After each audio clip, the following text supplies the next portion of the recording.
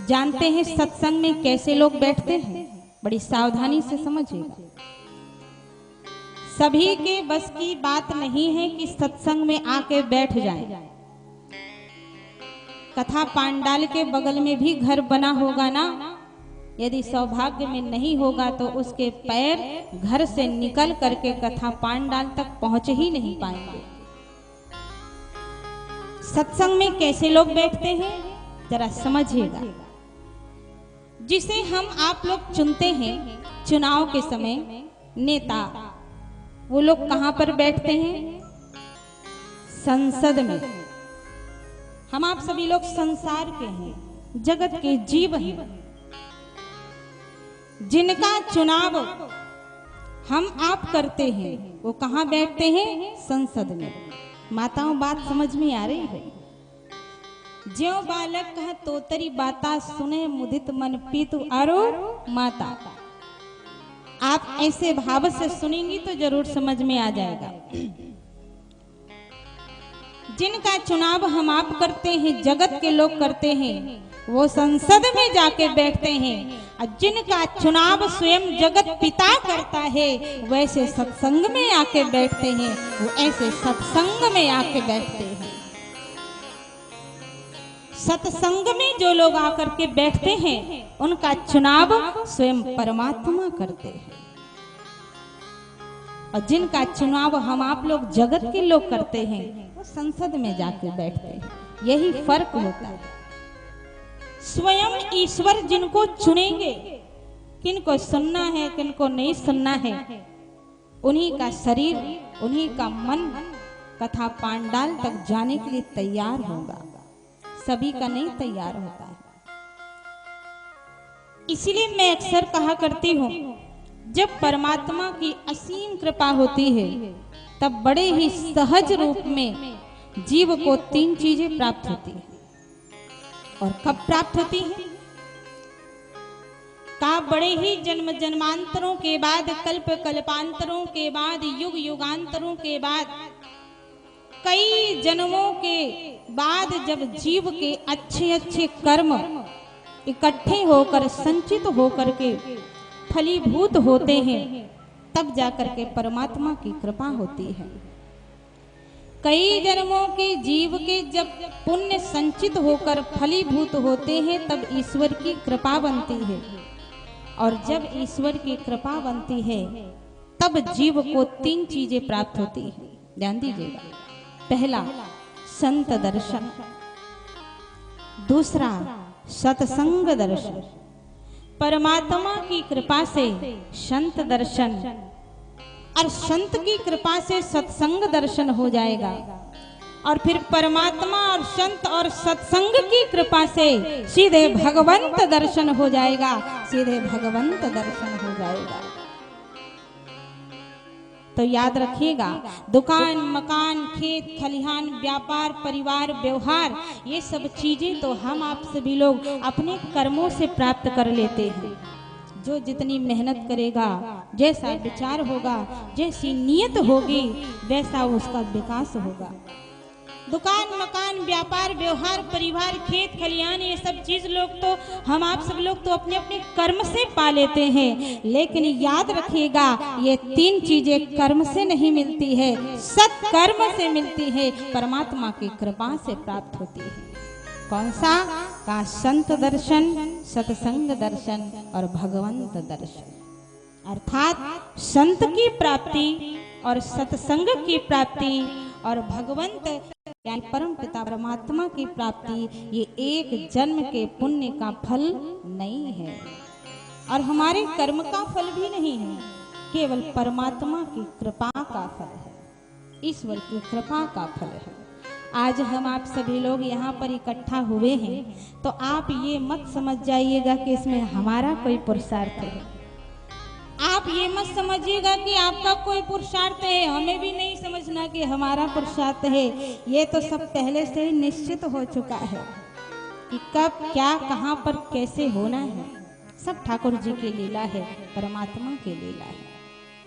तो संत की प्राप्ति, सत्संग की प्राप्ति और भगवंत की प्राप्ति ये प्रभु की कृपा से प्राप्त होती है। और प्रभु की कृपा कब बनती है? कहा, जब जीव के कई जन्मों के पुण्य फल इकट्ठा होके संचित होके फलीभूत होते हैं।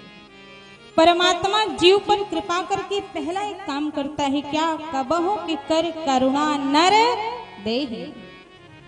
करुणा करके परमात्मा सबसे पहले मनुष्य शरीर प्रदान करता है, और फिर उस पर मनुष्य शरीर में यदि आपने सब कुछ ठीक ठाक रखा तो परमात्मा ने कृपा करके संत से मुलाकात करवा दिया।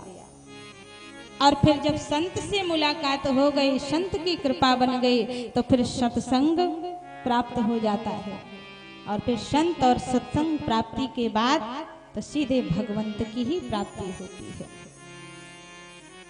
एक प्रकार से देखा जाए, कभी कभी ऐसा लगता है कि भगवान को पाना बड़ा कठिन है, कई जन्म बीत जाते हैं, लेकिन कभी कभी बड़ा आसान भी लगता है।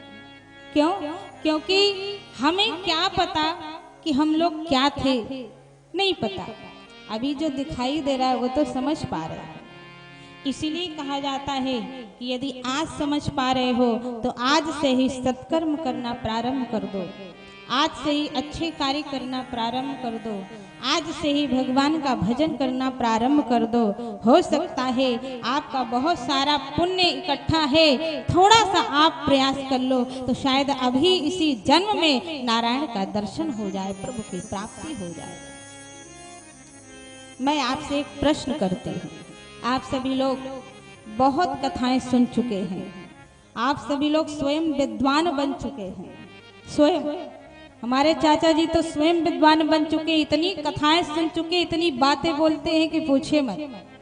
आदरणीय श्री गोपाल जी भी बैठे हुए हैं, उनकी भी तो बात निराली ही है। बहुत सब लोग, और जितने वर्ष का ये कार्यक्रम है, अभी आप लोग सुन रहे थे, उतनी तो मेरी उम्र भी नहीं है, उतनी तो मेरी उम्र भी नहीं है। तो आप सभी लोग विद्वान हैं, कोई कमी नहीं है, लेकिन फिर भी मैं एक बात आप सभी से निवेदन करूंगी और मेरा प्रश्न आप सभी से है। कौन सा प्रश्न है? जो चीज महाराज दशरथ जी के पास था वही चीज हमारे आपके पास भी है। आप कहोगे महाराज दशरथ जी के पास क्या था? परिवार था, पत्नी थी। हमारे आपके पास है परिवार भी है, बाल बच्चे सब कुछ है। महाराज दशरथ जी के पास परिवार था, घर द्वार था, सब चीज था। जो चीज उनके पास है वही चीज हमारे आपके पास भी है। लेकिन महाराज दशरथ जी को स्वयं परम ब्रह्म परमात्मा पुत्र के रूप में प्राप्त हुए। और हम आप बहुत बार कोशिश करते हैं कि एक बार भगवान का दर्शन स्वप्न में ही हो जाए, फिर भी नहीं होता है। क्यों? कारण क्या है? कभी विचार किया? खूब कथाएं सुनी हो, आए सुने, हाँ आज कहाँ से आए हैं, कौन बोलने वाले आए हैं, अच्छा वहां से आए हुए हैं, अरे एक दो दिन बाद चलेंगे, कैसा बोल रहे हैं। फिर बाजार में एक दूसरे से चर्चा होती है, अरे कैसा बोल रहे हैं। अगर सुनेंगे कान से कि हाँ ठीक ठाक है, तब मूड बनाते हैं कि चलो 9 दिन की कथा है, बीच में 1-2 दिन हो आएंगे, फॉर्मेलिटी अदा कराएंगे। अब आप जरा विचार करिए, स्वयं प्रश्न करिए, अपने आप में सोचिए। जो चीज हमारे आपके पास है यही चीज महाराज दशरथ जी के पास भी था, लेकिन हमारे आपके बुलाने के बाद भी परम ब्रह्म परमात्मा का दर्शन स्वप्न में भी नहीं होता। लेकिन महाराज दशरथ जी के पास स्वयं निराकार ब्रह्म साकार बन करके, पुत्र बन करके उनकी गोद में खेलने के लिए आया। क्यों? कारण क्या है? अंतर क्या है? कहाँ पर कमी रह गई जिसके कारण प्रभु हमारे पास नहीं आते?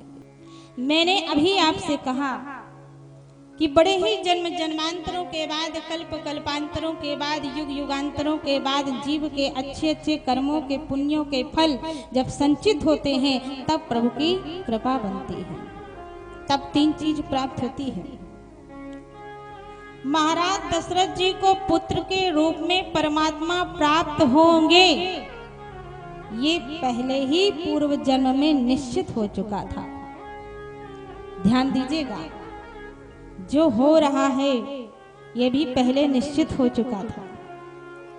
सन 2022 में आपकी ही बेटी अनुपमा आपको कथा सुनाएगी, ये तो पहले ही परमात्मा ने रच दिया था।